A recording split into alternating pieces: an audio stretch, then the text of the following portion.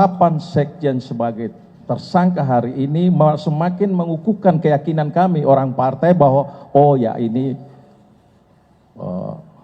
bagian dari membenarkan apa yang disampaikan oleh Ibu Ketua Umum. Assalamualaikum warahmatullahi wabarakatuh. Om Swastiastu, Namo Buddhaya, salam kebajikan, Rahayu, Merdeka! Baik rekan-rekan sekalian, saya didampingi oleh teman-teman dari DPP, kemudian Badan Hukum PDI Perjuangan, malam ini menyampaikan beberapa hal terkait dengan penetapan Sekjen PDI Perjuangan sebagai tersangka oleh PDI Perjuangan, oleh KPK. Ini masalahnya kita lagi sibuk Natalan, ini kita dikasih hadiah Natal dengan sekjen masuk ditetapkan jadi tersangka, jadi sorry. Nah, sebenarnya peristiwa ini mengkonfirmasi apa yang disampaikan oleh Ibu Ketua Umum pada tanggal 12 Desember bahwa partai akan di-out pada rencana kongres nanti. Jadi ini sebenarnya penegasan. Jadi penetapan sekjen sebagai tersangka hari ini semakin mengukuhkan keyakinan kami orang partai bahwa oh ya ini bagian dari membenarkan apa yang disampaikan oleh Ibu Ketua Umum. Namun demikian, karena ini ada kaitan dengan soal hukum dan ada beberapa poin cukup panjang, nanti diuraikan oleh Saudara Roni Talapesi. Silakan, Bung Roni. Malam rekan-rekan media yang terhormat, kawan-kawan DPP PDI Perjuangan, Merdeka! Merdeka! Kami akan menyampaikan sikap dari DPP PDI Perjuangan terkait dengan situasi saat ini. Rilis media DPP PDI Perjuangan 24 Desember 2024. Politisasi hukum dan peminadaan yang dipaksakan terhadap Sekjen DPP PDI Perjuangan.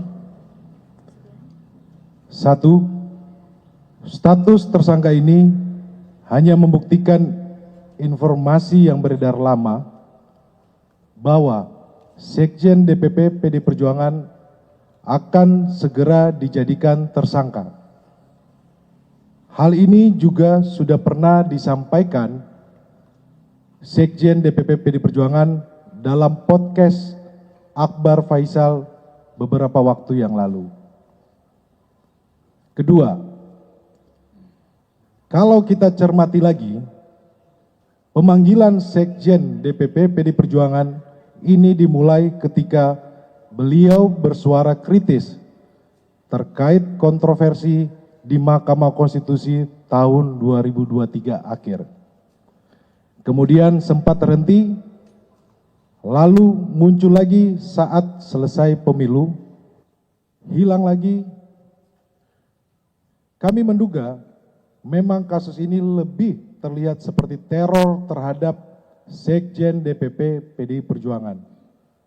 Dan keseluruhan proses ini sangat kental aroma politisasi hukum dan kriminalisasi.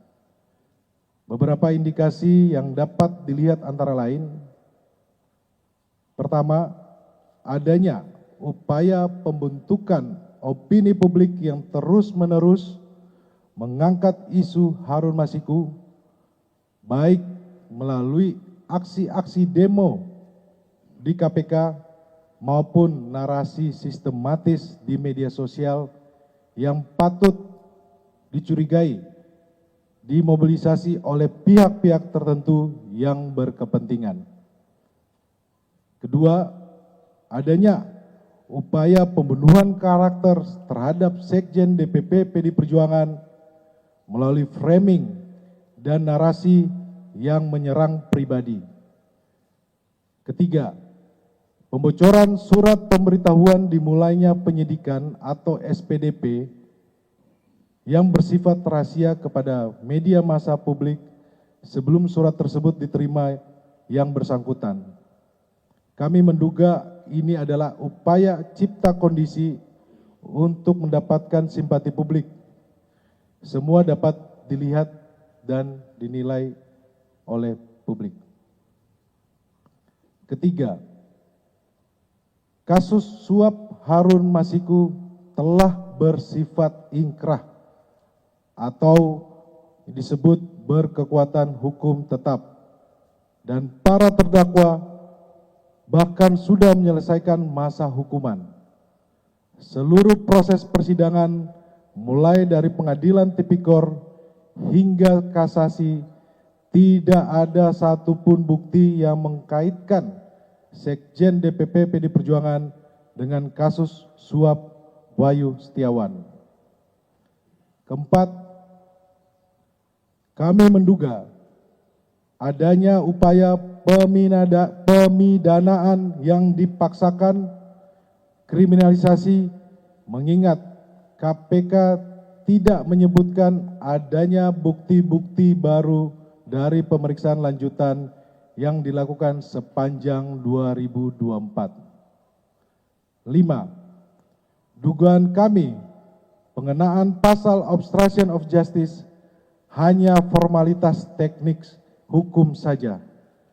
Alasan sesungguhnya dari menjadikan Sekjen DPP PD Perjuangan sebagai tersangka adalah motif politik, terutama karena Sekjen DPP PD Perjuangan tegas menyatakan sikap-sikap politik partai menentang upaya-upaya yang merusak demokrasi, konstitusi, juga terhadap cawe-cawe penyalahgunaan kekuasaan atau abuse of power di penghujung kekuasaan mantan Presiden Joko Widodo. Bahkan sikap tegas ini baru terjadi minggu lalu ketika partai mengambil sikap yang tegas dengan memecat 3 kader yang dinilai telah merusak demokrasi dan konstitusi. 6. Politisasi hukum terhadap Sekjen DPP PD Perjuangan ini juga diperparah dengan bocornya SPDP kepada media massa yang seharusnya bersifat rahasia, yang harusnya hanya diberikan kepada pihak terkait. Ketujuh, PD Perjuangan dan Sekjen DPP PD Perjuangan telah dan akan selalu mentaati proses hukum dan bersifat kooperatif. Kedelapan, PDI Perjuangan lahir dari cita-cita besar membawa republik ini berjalan di atas rel demokrasi dengan prinsip negara hukum yang adil dan transparan. Yang terjadi saat ini adalah politisasi hukum. Kesembilan, penetapan Sekjen DPP PD Perjuangan ini mengkonfirmasi keterangan Ketua Umum PDI Perjuangan Ibu Megawati Soekarno Putri pada tanggal 12 Desember 2024 bahwa PD Perjuangan akan diaut-aut atau diacak-acak menjelang Kongres ke-6 PDI Perjuangan.